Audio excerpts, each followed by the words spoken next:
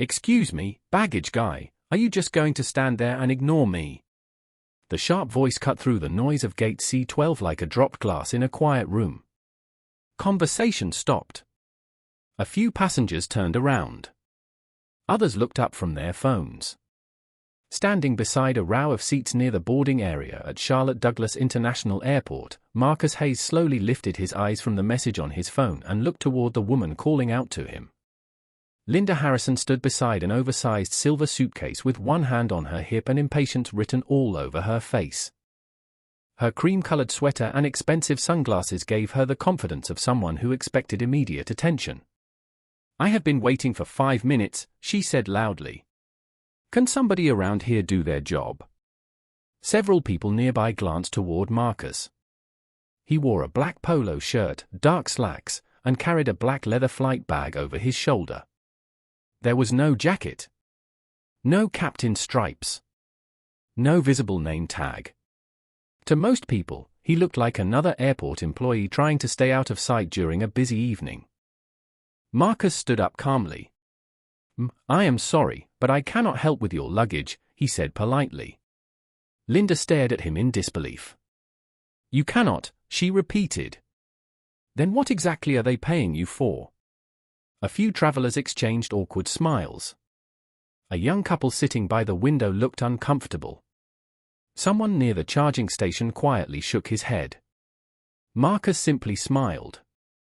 "I hope someone can assist you soon," he replied. His calm answer only seemed to irritate Linda more. "Unbelievable," she muttered loudly. "Customer service is terrible nowadays."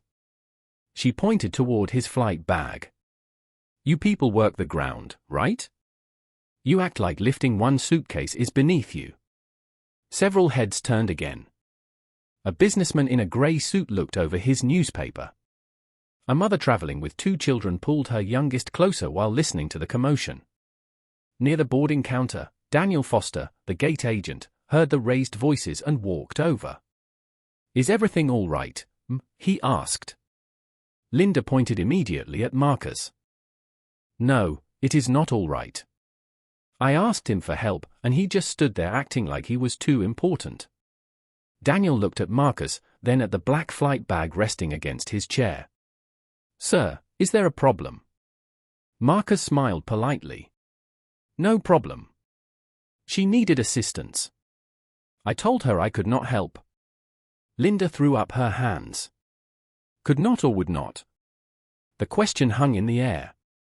More eyes shifted toward Marcus. Some passengers quietly assumed he was rude. Others simply watched. Marcus checked the time on his watch. 5:28 in the evening. Boarding would begin soon. His daughter Sophie had already texted him twice, reminding him not to miss her violin recital tomorrow afternoon in Dallas. He smiled at the thought. But before he could sit back down, Linda shook her head and spoke even louder. "People like him are why flying has become such a nightmare." And just a few feet away, someone who knew exactly who Marcus Hayes was had just walked into gate C12. Marcus Hayes sat back down beside the large windows overlooking the runway and glanced once more at the message on his phone. A photograph filled the screen. His 15-year-old daughter Sophie stood in front of a mirror holding her violin with a nervous smile. Below the picture she had written, "Do not forget tomorrow, Dad. Front row seat. No excuses." Marcus smiled to himself. There had never been an excuse good enough to miss one of Sophie's performances. Not thunderstorms. Not delayed flights. Not 18-hour duty days. Certainly not rude strangers. He typed back quickly. "I will be there. Promise." Around him, gate C12 buzzed with the usual evening chaos.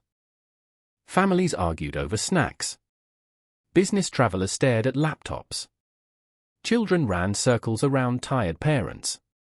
Through it all, Marcus sat quietly with his black flight bag resting near his polished shoes. A laminated checklist peeked out from one side pocket. To most people, it meant nothing. Just another piece of work equipment. But inside that bag were thousands of hours of experience. 18,000, 342 hours in the air, to be exact. 26 years of flying. 11 years as a captain. For different aircraft certifications. Yet none of that mattered to the people watching him now. To them, he was simply the man who refused to carry someone's suitcase. A teenager wearing headphones glanced toward Marcus and whispered to his friend. He could have helped her. It was just one bag. His friend shrugged. Maybe he was on break. Nearby, the businessman with the newspaper shook his head. People do not take pride in work anymore. Marcus heard the comments. He heard everything. But he had learned long ago that not every misunderstanding deserved an argument. He leaned back and looked out toward the planes taxiing under the fading evening sky. Years earlier, his father had taught him something during his first flying lesson in a tiny Cessna outside Atlanta. His father had smiled and said, "Son, people will tell you who they think you are. Your job is to know who you really are." Marcus had carried those words through every challenge. Through flight school. Through endless overnight shifts. Through moments when passengers stared twice after hearing his voice over the intercom. Through the occasional question. "Are you really the captain?" He checked his watch. 5:33. Boarding would begin in less than 15 minutes. His crew would already be arriving. Somewhere in the terminal, First Officer Brian Cooper was probably buying coffee. Rachel Kim, his lead flight attendant, was likely reviewing passenger lists. Routine. Professional. Normal.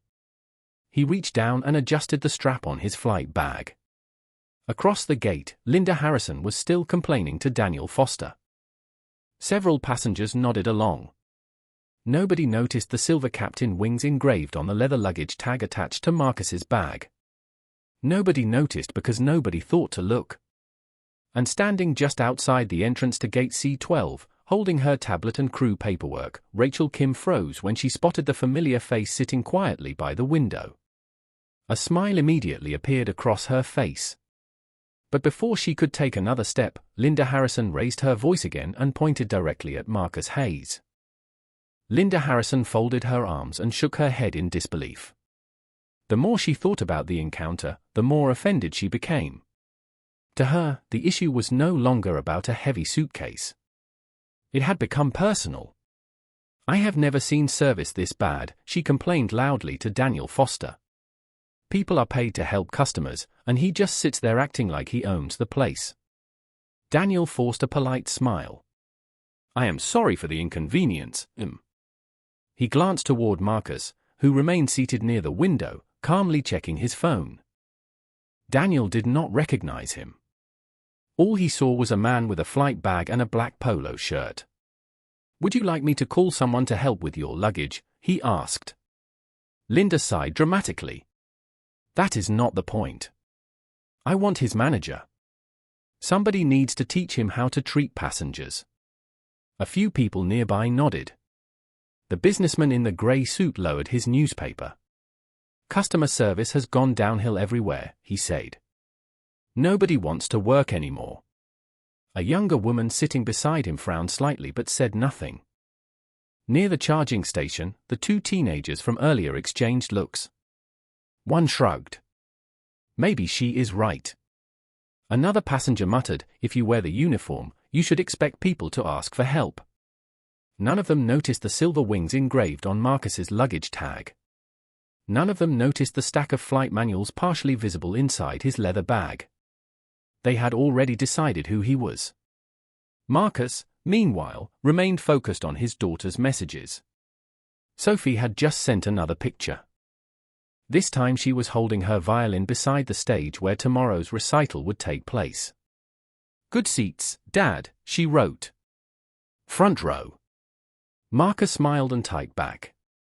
"Would not miss it for the world." Across the gate, Linda was still talking. "Honestly, it is the attitude that bothers me. People like him think they are too important to do basic work." The businessman nodded again.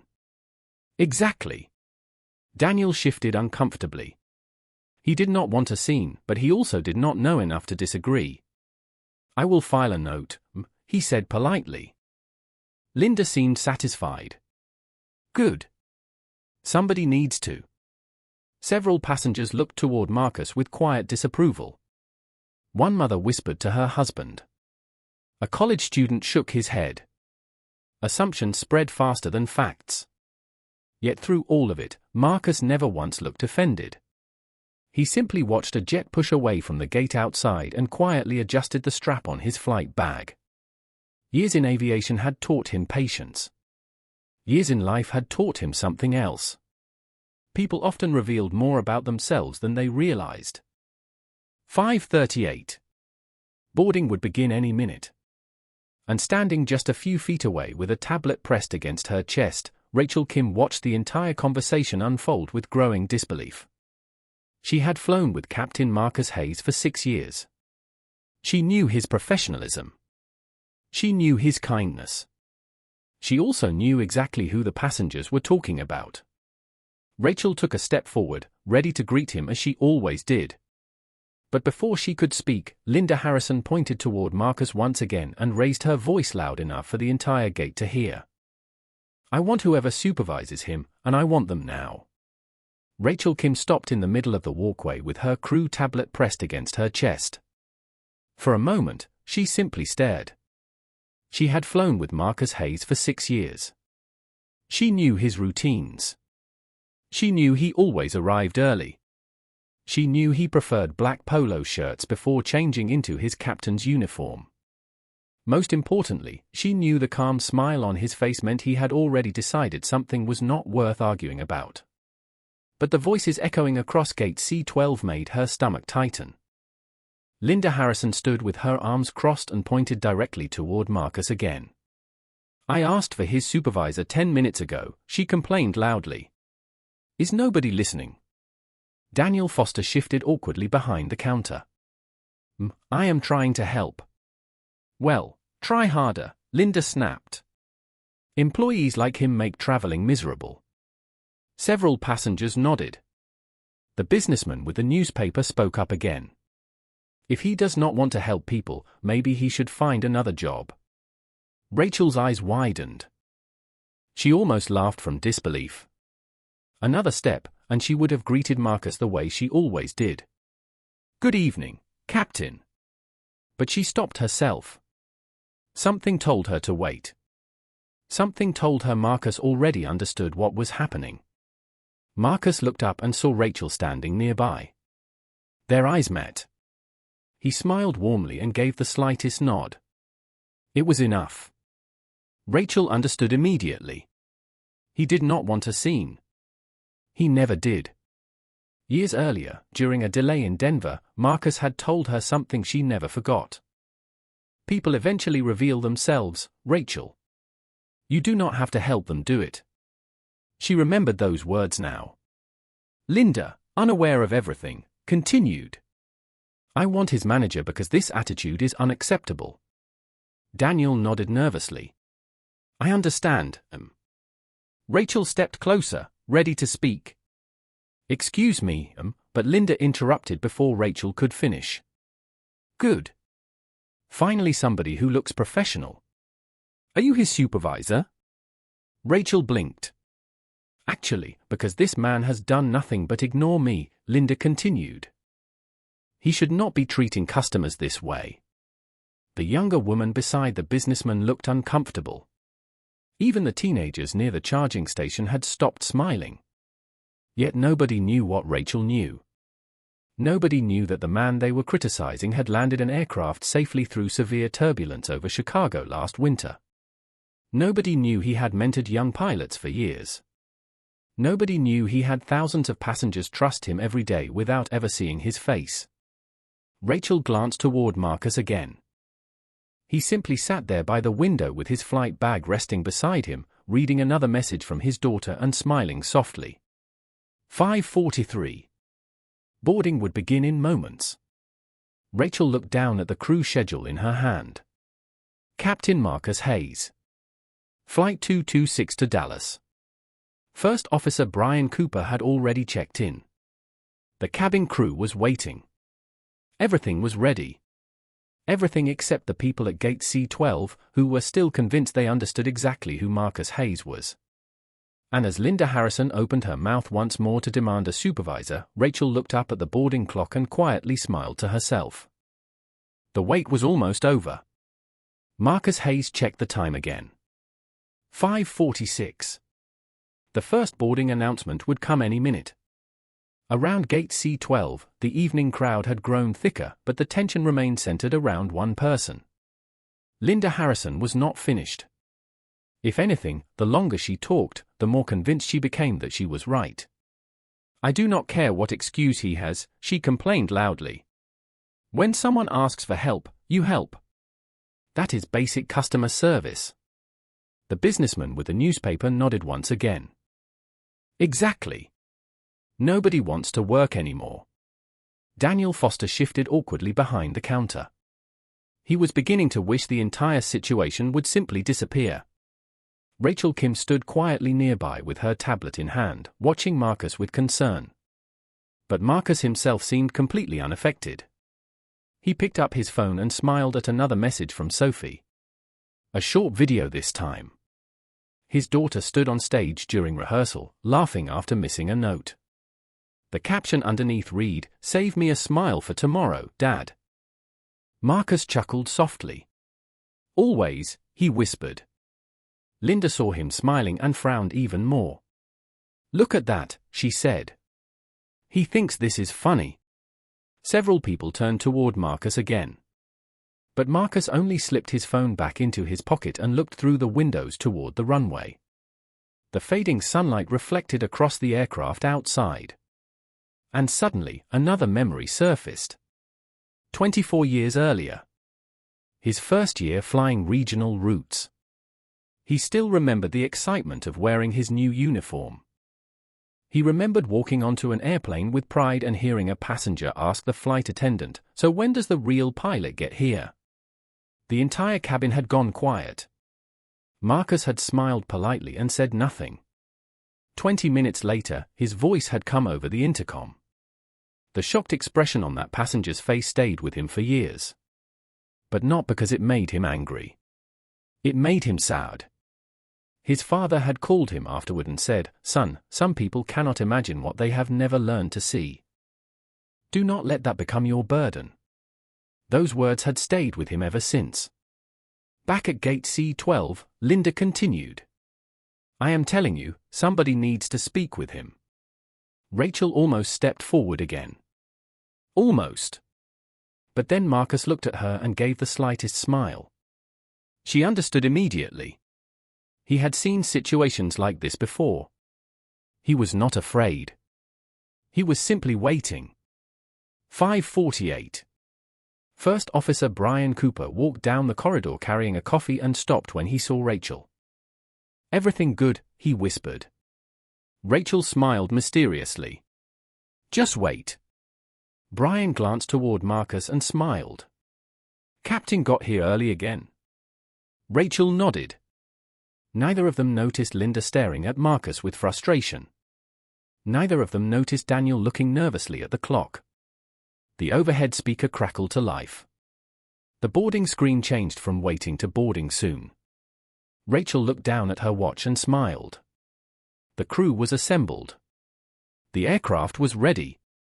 And after nearly 20 minutes of listening to strangers decide who Marcus Hayes was, the moment everyone had been waiting for was finally only seconds away. The overhead speaker chimed softly, and conversations throughout gate C12 began to quiet. Daniel Foster straightened his tie and prepared for boarding. Linda Harrison crossed her arms with satisfaction, still convinced she had done the right thing. The businessman folded his newspaper. Parents gathered their children. Travelers lined up. And through it all, Marcus Hayes remained seated calmly beside the window, his flight bag resting near his feet. Rachel Kim glanced at her watch and smiled. 5:50. Perfect timing. She adjusted her uniform and stepped toward the boarding counter. Brian Cooper, carrying his coffee, stood nearby with an amused expression after noticing Marcus still sitting alone. "Looks like Captain is enjoying the show," he whispered. Rachel tried not to laugh. He usually does. Daniel activated the microphone. Ladies and gentlemen, we will begin boarding shortly. Before he could continue, Rachel gently touched his arm. Excuse me, Daniel. He stepped aside. Rachel picked up the microphone with a warm smile and looked directly across the gate. Good evening, Captain Hayes, she announced cheerfully. Your crew is ready whenever you are. For a second, the entire terminal seemed to stop breathing. The businessman froze with his newspaper halfway folded. The two teenagers by the charging station exchanged confused looks. The mother traveling with her children blinked twice. Daniel Foster's eyes widened. Linda Harrison stood perfectly still. Her expression changed from annoyance to complete disbelief. Marcus looked up from his seat and smiled. Thank you, Rachel, he answered calmly. He stood up, lifted his black flight bag, and slipped his phone into his pocket. Brian Cooper grinned. Evening, Captain. Several passengers turned toward Marcus as if seeing him for the first time. The silver wings attached to the luggage tag suddenly seemed obvious. The stack of flight manuals inside the bag suddenly made sense. The quiet confidence. The patience. The calm smile. Everything they had ignored only minutes earlier now stood in plain sight. Daniel's mouth fell open. Captain, he whispered. Rachel nodded politely. Captain Marcus Hayes. Flight 226 to Dallas. Nobody said a word. Even Linda Harrison remained speechless.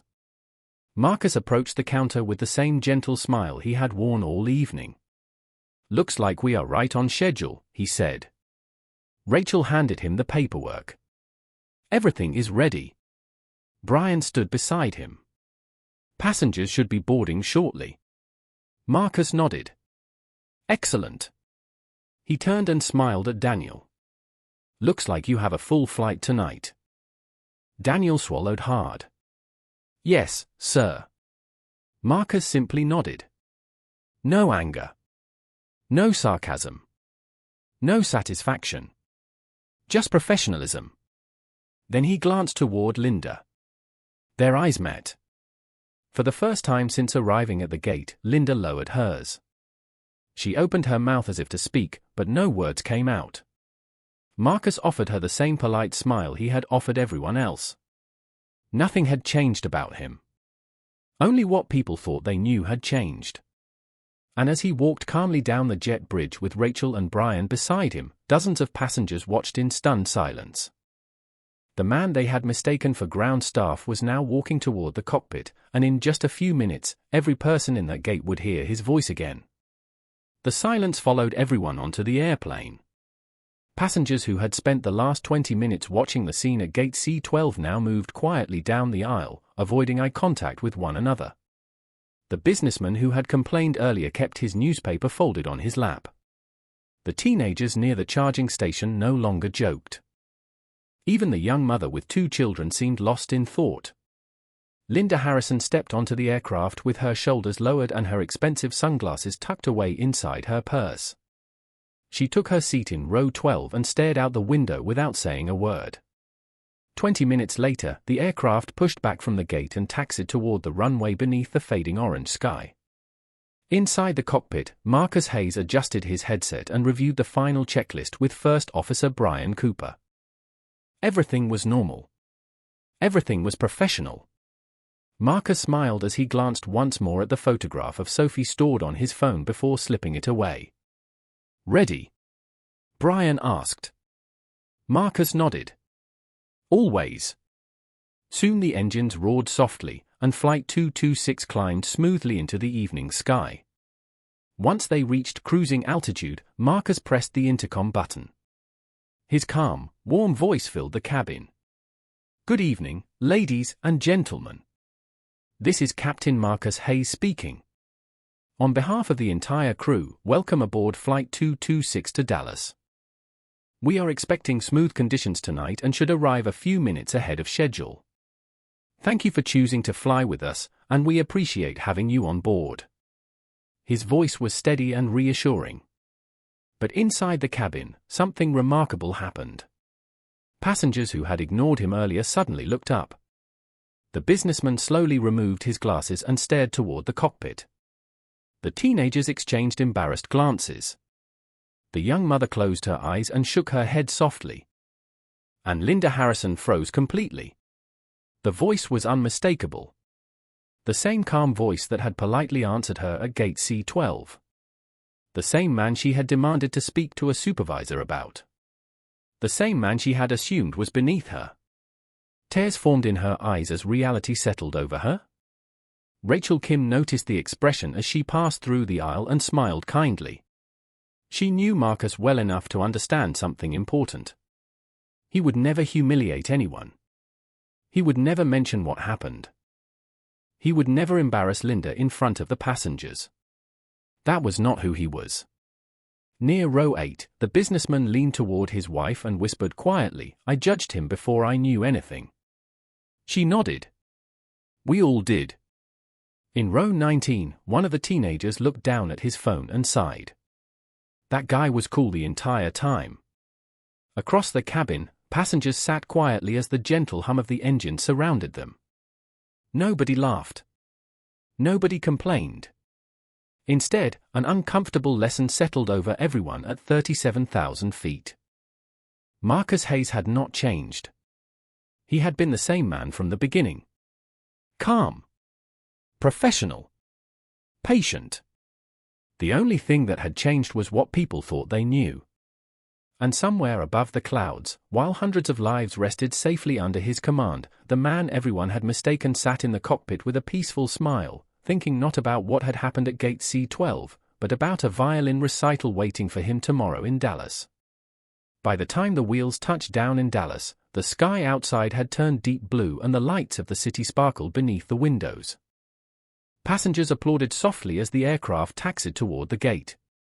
Inside the cockpit, Marcus Hayes smiled and thanked Brian Cooper for another smooth flight. "Home sweet home," Brian said with a grin. Marcus laughed softly. And just in time. As passengers began standing and reaching for their bags, Rachel Kim noticed Linda Harrison still sitting quietly in row 12. Most people had already moved into the aisle, but Linda remained in her seat, staring down at her folded hands. The confidence she had worn earlier at gate C12 had disappeared completely. Rachel paused beside her. "Are you all right?" Linda nodded slowly. "I just need a minute." Her voice was softer now. Not angry. Not demanding. Just sad. A few moments later, Marcus stepped out of the cockpit, now wearing his captain's jacket with 4 gold stripes shining beneath the cabin lights. Several passengers smiled warmly. The businessman who had criticized him earlier stopped beside the cockpit door. "Captain Hayes," he said quietly. "I owe you an apology." Marcus smiled kindly. "Have a wonderful evening, sir." The man nodded with embarrassment and walked away. The 2 teenagers from the gate smiled awkwardly. "Cool landing, Captain," one of them said. Marcus laughed. "Glad you enjoyed the ride." Eventually, only a handful of passengers remained. Linda finally stood and approached him slowly. Her eyes were red. "Captain Hayes," she asked softly. Marcus turned with the same calm expression he had worn all day. "Yes." Linda looked down for a moment. "I was wrong." The words came out quietly. "I judged you. I made assumptions. And I treated you terribly." Marcus remained silent. "You had every reason to embarrass me after what happened," she continued. "But you never did." Marcus smiled gently. "No, that would not have helped either of us." Tears appeared in her eyes. "I am sorry." Marcus nodded. "Thank you." Linda looked surprised. "That is all." Marcus chuckled softly. "That is enough." She shook her head in disbelief. "You are kinder than I deserve." Marcus adjusted the strap on his flight bag. "People have bad days. We all do." He paused for a second and smiled warmly. Just do not let one bad assumption become a habit. Linda wiped her eyes and nodded. I will remember that. Rachel watched quietly from the galley with tears forming in her own eyes. She had known Marcus for years, but moments like this still amazed her. Not because he was captain. Not because of the 4 stripes on his sleeve. But because he never needed authority to prove his worth. As Marcus stepped into the jet bridge, his phone vibrated again. A message from Sophie appeared on the screen. Welcome to Dallas, Dad. Front row seat tomorrow. Do not be late. Marcus laughed and typed back immediately. Would not miss it for the world. Then, carrying the same black flight bag people had mistaken all evening, Captain Marcus Hayes walked into the night with a smile on his face, leaving behind a lesson that no uniform, title, or position should ever be required before another human being is treated with dignity. The next afternoon, sunlight streamed through the stained glass windows of the auditorium as proud families filled every row with flowers, cameras, and nervous excitement. Marcus Hayes sat exactly where he promised he would be. Front row. His black suit jacket rested neatly across his shoulders, and beside him sat a bouquet of white roses waiting for Sophie after the recital. Around him, parents whispered and children adjusted instruments backstage. Marcus smiled when his phone vibrated. Rachel Kim had sent a simple message. Great flight yesterday, Captain. Enjoy your day off. Marcus smiled and slipped the phone away. This moment belonged to Sophie. A few minutes later, the curtain opened and the young musicians walked onto the stage. Marcus immediately spotted his daughter. Sophie found him in the audience and smiled. True to his word, he had made it. When the first notes of her violin filled the room, Marcus leaned back in his seat and closed his eyes for a moment. Not because of exhaustion. Because of gratitude. 26 years of flying had taught him many things. Precision. Responsibility. Patience. But fatherhood had taught him what mattered most. After the performance ended, Sophie rushed down the aisle and hugged him tightly. You made it, she laughed. Marcus grinned. Did you ever doubt me? She smiled. Never. Later that evening, while they sat together eating barbecue at a small restaurant in Dallas, Sophie noticed something unusual. You seem quieter today, she said. Marcus chuckled. Long day yesterday. Good long day or bad long day, she asked. Marcus thought for a second. Interesting long day. Sophie laughed. That sounds mysterious. Marcus smiled and shook his head. I was reminded of something. What is that? He looked out the window at the evening sky and answered softly. People should not have to prove they deserve respect. Sophie nodded.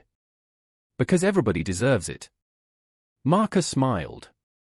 Exactly. Across town, Linda Harrison sat in her own home with a cup of tea untouched beside her. She had thought about that flight all day. Not about the embarrassment. Not about the mistake. She thought about the kindness. About the smile. About the fact that Captain Marcus Hayes had never once tried to humiliate her. For the first time in years, she questioned assumptions she had never challenged before. Meanwhile, somewhere over Colorado, Rachel Kim prepared another cabin for another flight. Brian Cooper was probably joking with another crew. Daniel Foster was helping passengers at another gate. Life moved forward. But the memory of Gate C-12 stayed with them all. Because the truth was simple. Marcus Hayes had never changed. He was the same man when people thought he carried luggage, and the same man when they trusted him with their lives at 37,000 feet. Titles did not make him worthy of respect. The captain's stripes did not make him valuable. Those things only revealed what had always been there. And as the sun disappeared beyond the Dallas skyline, Marcus watched Sophie laugh at something on her phone and smiled quietly to himself. You never owe someone respect because of a title. You owe it because they are human. And that was a lesson worth carrying far longer than any flight.